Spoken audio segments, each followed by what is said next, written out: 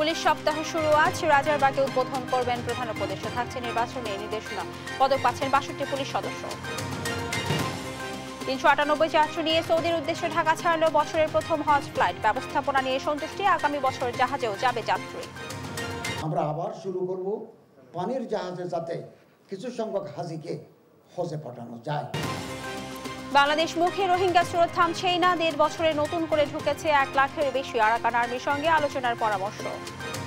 Professor doctor ইউনূসকে আন্তর্জাতিকভাবে উদ্যোগ নিয়ে এদেরকে হয় বার্মায় পিসফুলভাবে তাদেরকে ফেরত দিতে হবে, আর নইলে তৃতীয় কোনো দেশে দিতে হবে।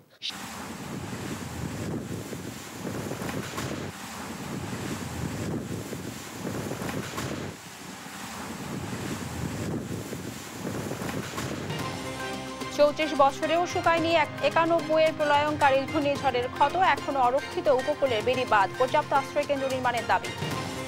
পিরোজপুর পৌরসভার ৪২টি খালের অধিকাংশই প্রভাবশালীদের দখলে। ড্রেন যেন ময়দার ভাগাড়। মশা আর জলাবদ্ধতায় অতিষ্ঠ পৌরবাসী। ভারতের হামলা আসন্ন ধরে প্রস্তুত পাকিস্তান সেনাবাহিনী। প্রয়োজনে পারমাণবিক অস্ত্রের ব্যবহার। দুদেশের উত্তেজনা প্রশমন চায় তুরস্ক। এবং চট্টগ্রাম টেস্টে আদালতের বাংলাদেশের দাপট। প্রথম দিন শেষে জিম্বাবুয়ের সংগ্রহ ৯ উইকেটে ২২৭ রান। তাই জুড়ে সর্বোচ্চ ৫ উইকেট। দেখছিলেন সংবাদ শিরোনাম। সংবাদ সকালের সঙ্গে আছে আমি রাবি ইসলাম স্নেহা। এবার বিস্তারিত। আমার পুলিশ আমার দেশ, বৈষম্যহীন বাংলাদেশ প্রতিপাদ্যে আজ শুরু হচ্ছে পুলিশ সপ্তাহ ২০২৫। সকাল 10:30টায় রাজধানীর রাজারবাগ পুলিশ লাইন্স অডিটোরিয়ামে পুলিশ সদস্যদের উদ্দেশ্যে ভাষণ দিয়ে এর উদ্বোধন করবেন প্রধান উপদেষ্টা ডক্টর মোহাম্মদ ইউনূস। ৪ দিনব্যাপী পুলিশ সপ্তাহ শুক্রবার শেষ হবে। প্রধান উপদেষ্টার আনুষ্ঠানিক উদ্বোধনের পর রাজারবাগ পুলিশ লাইন্স অডিটোরিয়ামে স্বরাষ্ট্র উপদেষ্টার সঙ্গে পুলিশ কর্মকর্তাদের মতবিনিময় সভা হবে।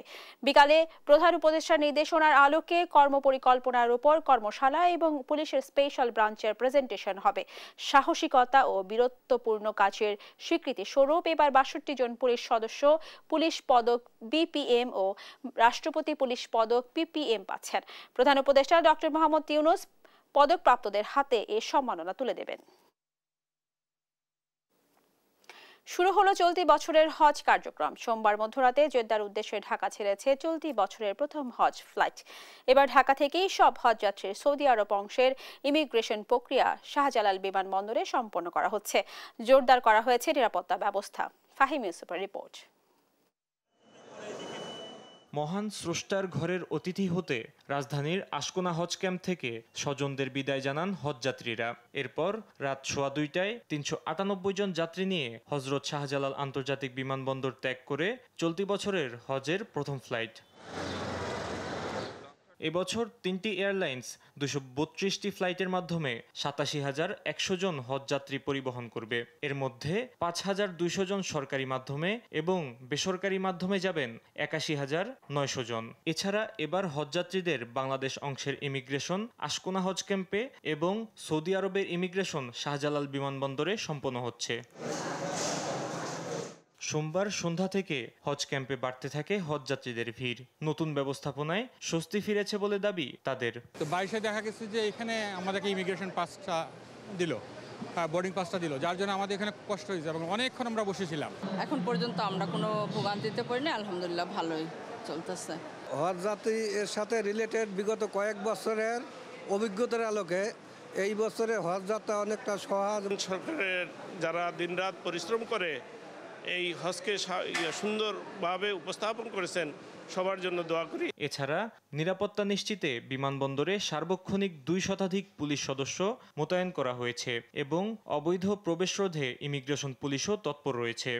আমরা চেষ্টা করি ইমিগ্রেশন পুলিশ কর্তৃক যাতে কোনো হজযাত্রী বা কোনো যাত্রী কোনো হয়রানির শিকার না হয়, এটা আমরা আপ্রাণ চেষ্টা করতেছি এবং বিভিন্ন দিকে আমরা তদারকিতে আছি। এর আগে সন্ধ্যায় হজ ক্যাম্পে ধর্ম উপদেষ্টা আফম খালিদ হোসেন হজ ফ্লাইটের উদ্বোধন করেন। এবার হজ ফ্লাইট চলবে 31 মে পর্যন্ত। হজের আনুষ্ঠানিকতা শেষে ফিরতি ফ্লাইট শুরু হবে 10 জুন। ফাহিম ইউসুফ, দেশ টিভি, ঢাকা। আগামী বছর বিমানের পাশাপাশি জাহাজে করেও বাংলাদেশিদের হজে পাঠানোর উদ্যোগ নেওয়া হবে, এমন কথা জানিয়েছেন ধর্ম উপদেষ্টা ডক্টর আ.ফ.ম. খালিদ হোসেন। সোমবার রাজধানীর হজ ক্যাম্পে হজ ফ্লাইটের উদ্বোধন অনুষ্ঠানের প্রধান অতিথির বক্তব্যে কথা বলেন তিনি। ব্যবস্থাপনায় কিছু ত্রুটি থাকলেও তা দ্রুত সমাধান করা হবে বলেও জানান তিনি। এবারের হজ ব্যবস্থাপনা নিয়ে সন্তুষ্ট যাত্রীরা। তাইফুর রহমান তুহিনের প্রতিবেদন। সোমবার আশকোনায় হজ ক্যাম্পে হজ ফ্লাইটের উদ্বোধন আয়োজন। অনুষ্ঠানে বিশেষ অতিথি বেসরকারি বিমান উপদেষ্টা শেখ বশিরউদ্দিন হজযাত্রীদের কাছে দেশ ও নির্যাতিত ফিলিস্তিনের মুসলমানদের মুক্তির জন্য দোয়া চান। আজকে আপনারা যারা আল্লাহর ঘরে যাচ্ছেন দাস হিসেবে মেহমানের সম্মান নিয়ে আল্লাহর কাছে লাখ লাখ শুকরিয়া। দেশের জন্য দোয়া কামনা করছি, এই দেশ যেন একটা দুর্নীতিমুক্ত, শোষণহীন, বৈষম্যহীন, একটা ইনসাফের উপরে প্রতিষ্ঠিত একটা দেশ আমরা পাই। আমরা অবশ্যই আমাদের ফিলিস্তিনের ভাইদের জন্য দোয়া করতে ভুলব না। প্রধান অতিথির বক্তব্যে ধর্ম উপদেষ্টা জানান, হজযাত্রা নির্বিঘ্ন করতে সর্বোচ্চ চেষ্টা করছে সরকার। এ সময় আগামী বছর বিমানের পাশাপাশি জাহাজে করেও যাত্রীদের সৌদি আরবে পাঠানোর উদ্যোগের কথা জানান তিনি। আগামী দিনে হজ ব্যবস্থাপনায় ইতিবাচক পরিবর্তন আসবে ইনশাআল্লাহ। আবার হজ সম্পন্ন করে আসার পর আমরা আবার শুরু করব পানির জাহাজে, যাতে কিছু সংখ্যক হাজিকে হজে পাঠানো যায়। আমরা আশাবাদী এবারের হজ অত্যন্ত নির্বিঘ্ন, সুন্দর, স্বচ্ছন্দ হবে। শুরুর দিকে রওনা হতে পেরে উচ্ছ্বসিত যাত্রীরা বলেন, আল্লাহর সন্তুষ্টি আদায় আর আত্মশুদ্ধি একমাত্র লক্ষ্য তাদের। এবারের হজ ব্যবস্থাপনা নিয়েও সন্তুষ্টির কথা জানান প্রথম হজ ফ্লাইটের যাত্রীরা। সরকারি ব্যবস্থাপনায় যাচ্ছি, এমনি সবকিছু ঠিক আছে, আলহামদুলিল্লাহ সবকিছু ভালো আছে। ইভেন এখানে ডরমেটরি যেটা আছে ব্যবস্থাপনা, এটাও আমাদের কাছে খুব পরিষ্কার পরিচ্ছন্ন, নিট অ্যান্ড ক্লিন লেগেছে। আজকে খুবই আনন্দিত লাগছে আমাদেরকে যে আজকে প্রথম ফ্লাইট, সেখানে আমরা যাচ্ছি। আল্লাহকে রাজি খুশি করার উদ্দেশ্যে হজ পালনের জন্য আমি রওনা করছি আমার বিবিকে সাথে নিয়ে। সববারের জন্য দোয়া করব, বাংলাদেশে জন্য সবাই দোয়া করব। এবছর হজে যেতে নিবন্ধন করেছে ৮৭,১০০ জন। এর মধ্যে সরকারি ব্যবস্থাপনায় যাচ্ছে ৫,২০০ জন, বাকিরা যাচ্ছেন বেসরকারি ব্যবস্থাপনায়। তাইফুর রহমান তুহিন, দেশ টিভি, ঢাকা। প্রতারণার শিকার হয়ে সৌদি থেকে দেশে ফিরলেন প্রায় শতাধিক প্রবাসী বাংলাদেশি। সোমবার মধ্যরাতে রিয়াদ থেকে ছেড়ে আসা একটি ফ্লাইটে দেশে পৌঁছান তারা। বিভিন্ন মেয়াদে সৌদি থাকা এসব শ্রমিকদের অভিযোগ, বৈধ কাগজপত্র থাকা সত্ত্বেও তাদের আটক করে দেশে ফেরত পাঠিয়েছে সৌদি সরকার। এ সময় তাদের উপর হওয়া প্রতারণা ও অবিচারের চিত্র তুলে ধরেন এসব রেমিটেন্স যোদ্ধারা। সবকিছু হারিয়ে বিদেশে পাড়ি জমানো এসব শ্রমিকরা জানান, পরিবার পরিজন নিয়ে দুমুঠো ভাত খাবার সম্বলও বাকি নেই তাদের। সৌদিতে অবস্থিত বাংলাদেশি দূতাবাসের অসহযোগিতা করেছে বলেও দাবি তাদের।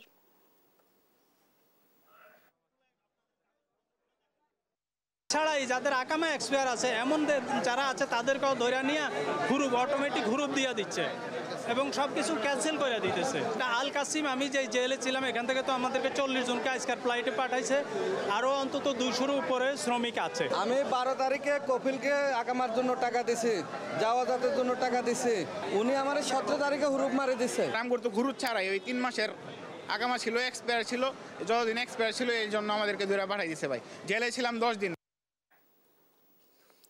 প্রায় 13 লাখের বেশি রোহিঙ্গা নিয়ে আগে থেকেই নানামুখী সংকটে বাংলাদেশ। এই স্রোত থেমে নেই। গেল 1.5 বছরে রাখাইন রাজ্য থেকে নতুন করে দেশে ঢুকেছে 1,13,000-এর বেশি রোহিঙ্গা।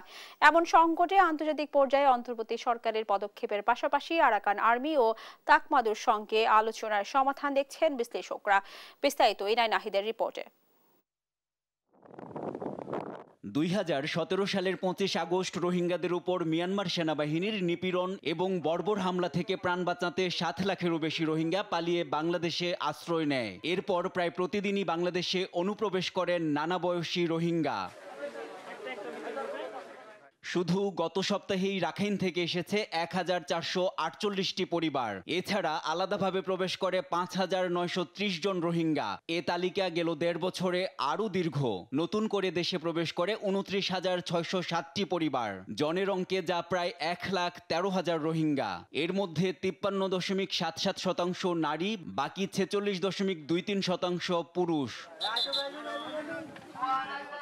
এমন পরিস্থিতিতে রোহিঙ্গা স্রোত ঠেকাতে ও প্রত্যাবাসনে আন্তর্জাতিক উদ্যোগের মাধ্যমে অন্তর্বর্তী সরকারকে কাজ করার পরামর্শ দেন এ গবেষক। প্রফেসর ডক্টর ইউনূসকে আন্তর্জাতিকভাবে উদ্যোগ নিয়ে এদেরকে হয় বার্মায় পিসফুলভাবে তাদেরকে ফেরত দিতে হবে, আর নইলে তৃতীয় কোনো দেশে দিতে হবে। সেই সঙ্গে আরাকান আর্মি ও তাকমাদুর সঙ্গে আলোচনায় এ সংকট নিরসন সম্ভব বলে মনে করেন এ আন্তর্জাতিক বিশ্লেষক। আমি ওআইসি বিভিন্ন জায়গায় যেতে পারি মানে এটাকে ফোকাস করার জন্য, কিন্তু আমাকে বসতে হবে এই দুটো অ্যাক্টরের সাথে, বড় আকারেই তাকমাদো এবং আরাকান আর্মির সাথে। এদিকে গেল বুধবার কাতারের দোহায় আর্থনা শীর্ষ সম্মেলনে রোহিঙ্গাদের নিরাপদ প্রত্যাবাসন শুরুর জন্য ওআইসিকে সক্রিয় করতে কাতারকে জোরালো ভূমিকা রাখার আহ্বান জানিয়েছেন প্রধান উপদেষ্টা অধ্যাপক ডক্টর মোহাম্মদ ইউনূস।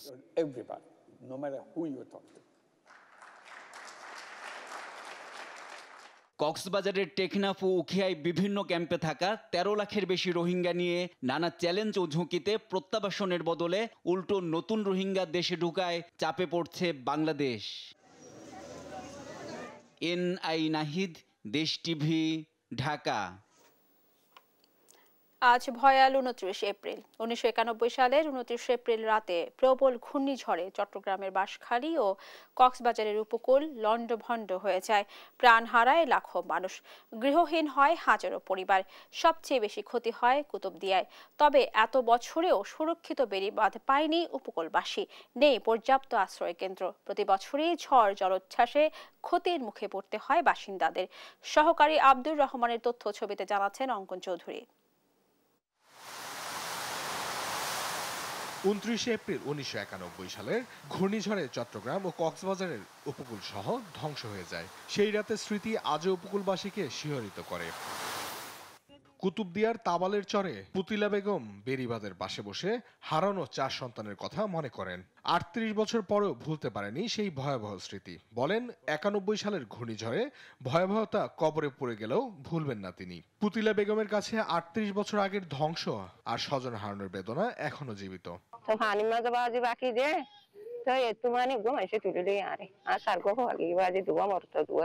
উপকূলীয়বাসী এখনো সেই ভয়াল স্মৃতি বহন করছে। প্রত্যক্ষদর্শীরা জানান, নিহতদের লাশ আর স্বজন হারানোর কান্না আজও তাড়া করে ফেরে তাদের।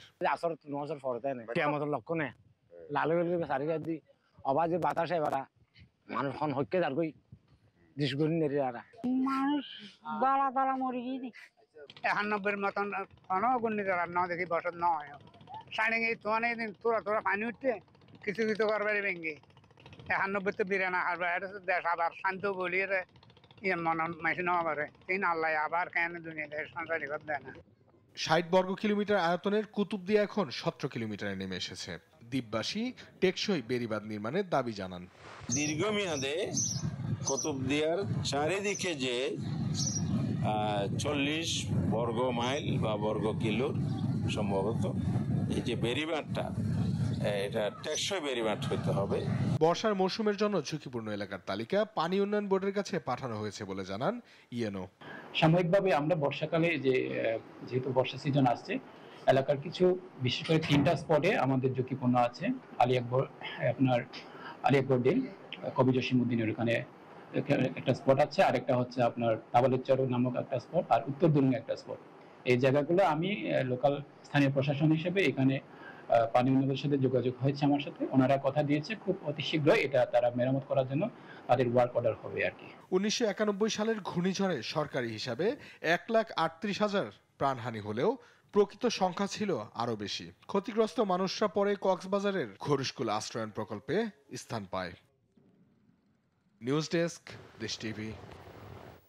দর্শক, এখনো অরক্ষিত নোয়াখালী ও ভোলার উপকূলীয় বেড়িবাঁধ ঝড় জলোচ্ছ্বাসে লন্ডভন্ড হয় উপকূলীয় এলাকা, নেই পর্যাপ্ত আশ্রয় কেন্দ্র। বিস্তারিত জানাতে নোয়াখালী ও ভোলা থেকে সরাসরি যোগ দিচ্ছেন সহকর্মী মাওলা সুজন ও ছোটন সাহা। প্রথমে যাচ্ছি সুজনের কাছে। সুজন, যেমনটি বলছিলাম, উপকূলীয় অঞ্চলগুলোর বর্তমান পরিস্থিতি কি? টেকসই বেড়িবাঁধ নির্মাণে কি কোনো উদ্যোগ দেখছেন কিনা, কি বলছে কর্তৃপক্ষ, আমাদেরকে বিস্তারিত জানাবেন। স্নেহা, শুরুতে আপনাকে জানিয়ে রাখতে চাই যে 1991 সালের এই দিনে অর্থাৎ 29শে এপ্রিল নোয়াখালীর উপকূলীয় অঞ্চলে যে ঘূর্ণিঝড় ম্যারি অ্যান নামক যে ঘূর্ণিঝড় হয়েছিল এবং জলোচ্ছ্বাস হয়েছিল, সেটিতে ব্যাপক প্রাণহানি হয়েছিল। মানুষের পাশাপাশি গবাদি পশুরও ব্যাপক প্রাণহানি হয়েছিল। এতে উপকূলীয় অঞ্চল এক প্রকার লন্ডভন্ড হয়ে গিয়েছিল। বিশেষ করে নোয়াখালী দ্বীপ উপজেলা হাতিয়া এর প্রভাব পড়েছিল বেশি। হাতিয়াতে ব্যাপক প্রাণহানির সাথে হাতিয়া যে পুরুদ্বীপ রয়েছে সেটি জলোচ্ছ্বাসে আসলে ভেসে গিয়েছিল। তো সেই ঘূর্ণিঝড়ে কিন্তু যে হঠাৎ করে যে ঘূর্ণিঝড় হয়েছিল সেটি আসলে যে মানুষের কোনো প্রস্তুতি ছিল না। এই কারণে একটি মানুষের যে প্রাণহানির জন্য দায়ী হতে পারত। বর্তমানে যে হাতিয়া দ্বীপ উপজেলা রয়েছে সেটিতে কিন্তু ঘূর্ণিঝড় যে তেমন এখনো তেমন কোনো কার্যকর পদক্ষেপ যেটি যে প্রশাসনের পক্ষ থেকে বেড়িবাঁধ নির্মাণ সহ কিন্তু যে পর্যাপ্ত যে পদক্ষেপ সেটি কিন্তু এখনো চোখে পড়ার মতো নয়। তো আমি এখন এই বিষয়ে কথা বলার চেষ্টা করব সুশাসনের জন্য নাগরিক সুজনের নোয়াখালী সাধারণ সম্পাদক আবু নাসের মঞ্জুর সাথে। আমি তার কাছে জানতে চাইবো যে হাতিয়াতে যে দ্বীপ উপজেলা হাতিয়া আমাদের, সেটি যে ঘূর্ণিঝড় প্রবণিত একটি এলাকা, সেটিকে আসলে যে সুরক্ষিত করতে হলে কি কি পদক্ষেপ দরকার রয়েছে এবং বর্তমানে সেখানে কেমন সুরক্ষা রয়েছে বলে আপনি মনে করেন? নোয়াখালী শুধু উপজেলা হাতিয়া নয়, এর পাশাপাশি নোয়াখালীর উপকূলীয় উপজেলা হাতিয়া, সুবর্ণচর, কোম্পানিগঞ্জ, এই 3 উপজেলায় মূলত আসলে ঘূর্ণিঝড় প্রবল এলাকা। এসব এলাকাতে সেই 70-এর ভয়াবহ গর্কি থেকে শুরু করে 29শে এপ্রিলের যে প্রলয়ঙ্করী জলোচ্ছ্বাসের পরে আগে পরে হুদহুদ, মহাসেন থেকে শুরু করে সিডর থেকে শুরু করে আইলা, চিত্রাং, সর্বশেষ অসংখ্য এরকম ঘূর্ণিঝড় আঘাত এনেছে। এখানে অসংখ্য মানুষের প্রাণহানির পাশাপাশি গবাদি পশুর ক্ষতি হয়েছে, ফসলের ক্ষতি হয়েছে। তো এখনো আসলে ওই এলাকাগুলো সুরক্ষিত এটি বলা যায় না, কারণ এখানে বিশাল একটি সবুজ বেষ্টনী বা প্রাকৃতিক দেয়াল তৈরি করা হয়েছিল। সেটিকে জলদস্যু বনদস্যুরা উজাড় করে দিয়েছে অনেকটাই। এখন অনেকটা বিরান ভূমির মতো হয়ে আছে বিস্তীর্ণ এলাকা।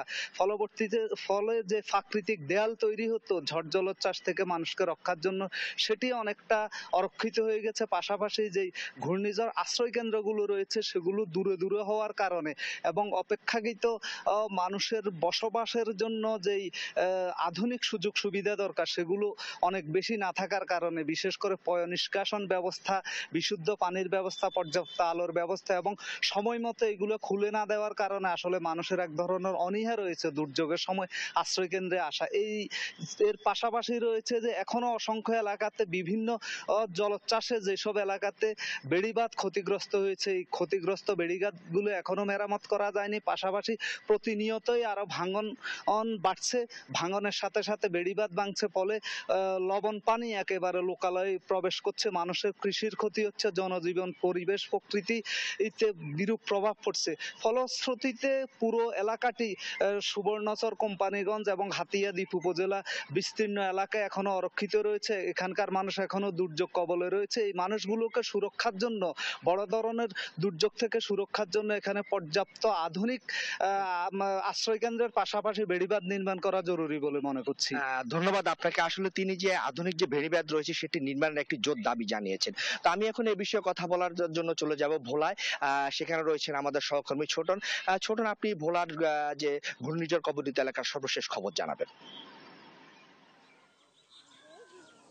দেখুন, 1991 সালে যে ঘূর্ণিঝড় হয়েছে উপকূলের, এটি স্মরণকালের সবচেয়ে ভয়াবহ ঝড় এবং এই ঝড়ে ভোলায় অন্যান্য উপকূলীয় এলাকার মতো ভোলা তো ব্যাপক ক্ষতিগ্রস্ত হয়েছে। তবে এত বছর পরেও কিন্তু এখনো উপকূল কতটা সুরক্ষিত এমন প্রশ্ন থেকেই যায়, কারণ আমরা দেখেছি যে এখনো যেই 350 কিলোমিটার বেড়িবাঁধ রয়েছে সেটি কিন্তু এখনো ঝুঁকির মধ্যে রয়েছে। তবে পানি উন্নয়ন বোর্ড থেকে বলা হয়েছে এই সমস্ত বাঁধগুলো অনেকটাই ঝুঁকিমুক্ত, এমনটি বলা হয়েছে। এবং এই ঝড় মোকাবেলায় যে উপকূলের বাসিন্দাদের আশ্রয়ের জন্য কিন্তু 743টি আশ্রয় কেন্দ্র রয়েছে।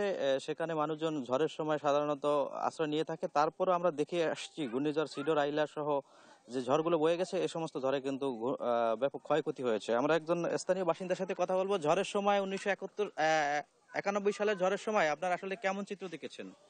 সে সময় আমরা এবং খুব ভয়ের ভিতরে ছিলাম এবং বেড়িবাঁধ তেমন সুবিধা নাই। এটা আপনার ওই কিছুক্ষণ কিছু হইলে এবং বেড়ির উপর সাইড দিয়ে পানি ওপর দিকে গড়ায়, তখন গড়াইলে আমরা ভয় ভীতিতে এবং ছেলে ফেলে নিয়ে গরু বাছুর নিয়ে আমরা সাইকেল সেন্টারে চলে যাই।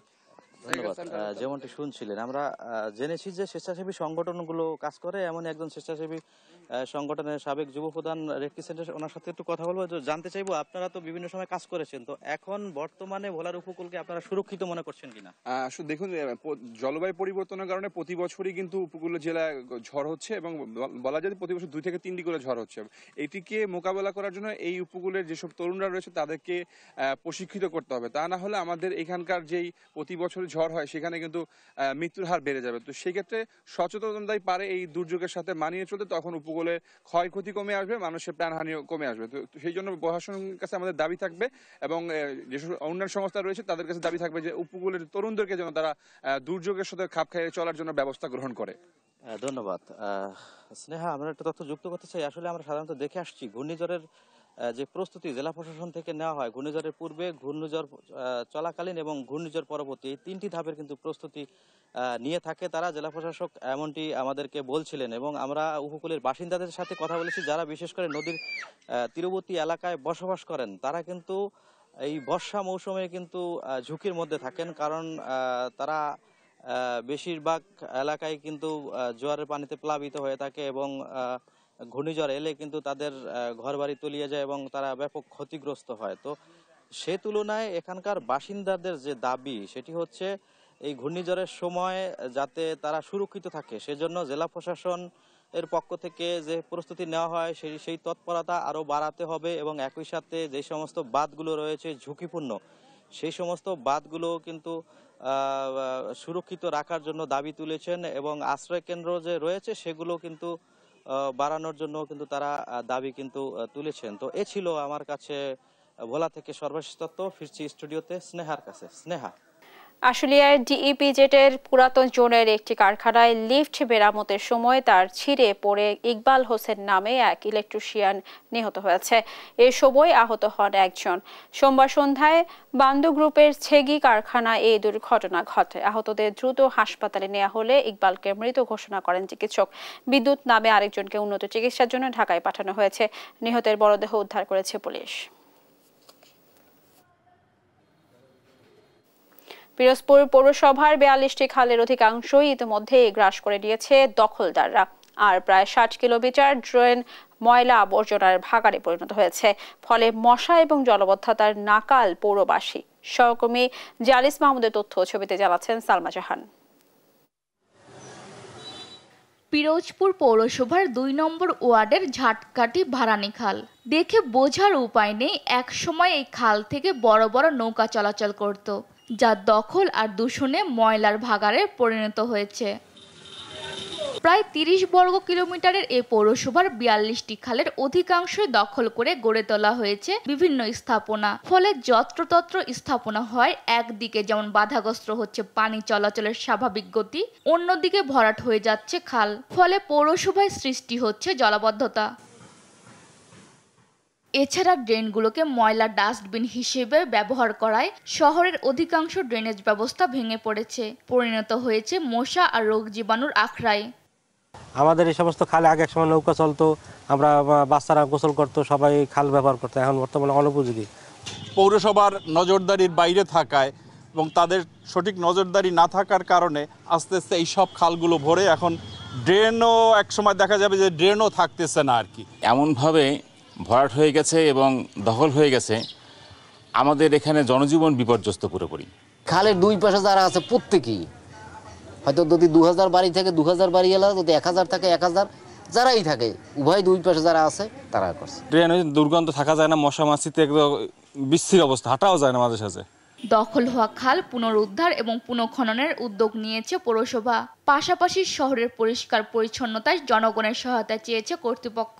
ইতিমধ্যে আমরা স্থানীয় শাখা পরিষদ অধিদপ্তরের আইপিসিপি প্রজেক্ট আছে, সেখানে আমাদের পিরিজপুর যে এলজিডি প্রতিনিধি আছে নির্বাহী প্রকৌশলী মহোদয়, তাদের মাধ্যমে আমরা প্রজেক্ট ওখানে প্রেরণ করছি। আশা রাখি সামনে এটা অনুমোদন হলে আমাদের খালগুলো আমরা পুনঃখনন করতে পারবো, বিশেষ করে পুনরুদ্ধার করতে পারবো। তখন এই শহরের জলাবদ্ধতা অনেকটা নিরসন হবে।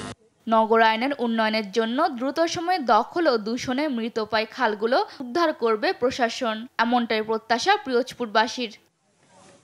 নিউজ ডেস্ক, দেশ টিভি।